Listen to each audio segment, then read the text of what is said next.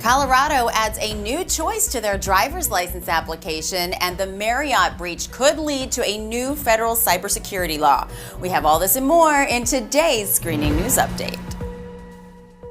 The massive Marriott data breach that exposed 500 million people to identity theft could lead to new legislation on companies that have access to such huge amounts of consumer data. Right after the breach was reported, Senator Mark Warner, the founder of the Cybersecurity Caucus, said it is time for Congress to strengthen its resolve and pass laws to prevent companies from hanging on to sensitive data that they no longer need.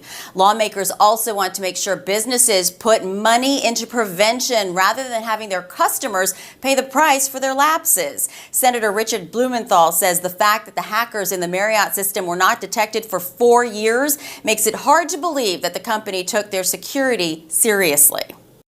Drivers in Colorado no longer have to decide between just male and female when they apply for their license. The state is adding the choice of X for non-binary or transgender people. The option is not available for just anyone. In order to choose X, the applicant must fill out a form and get a signature from a doctor or a mental health counselor. California, Oregon, Minnesota, Maine, and Washington, D.C. already offer this third gender option. Colorado is also considering adding the X option to its birth certificates.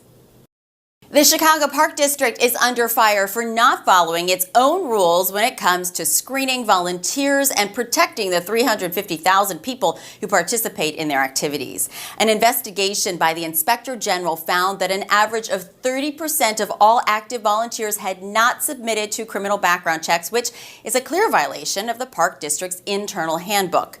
The district also hasn't been requiring private youth sports leagues to run background checks on their volunteers. When checks of the sex offender registry were run, they only looked at the state of Illinois, so they had no idea if a volunteer had been in trouble in another state. The investigation showed that the entire system was under-resourced and undermined by non-compliance. A spokeswoman for the city's parks says protecting children is their #1 goal, so they are now reviewing their entire volunteer program. And that's all for today. Be sure to join us every week for more news, and be sure to check out ebiinc.com for more screening information. I'm Jennifer Gladstone. See you next time.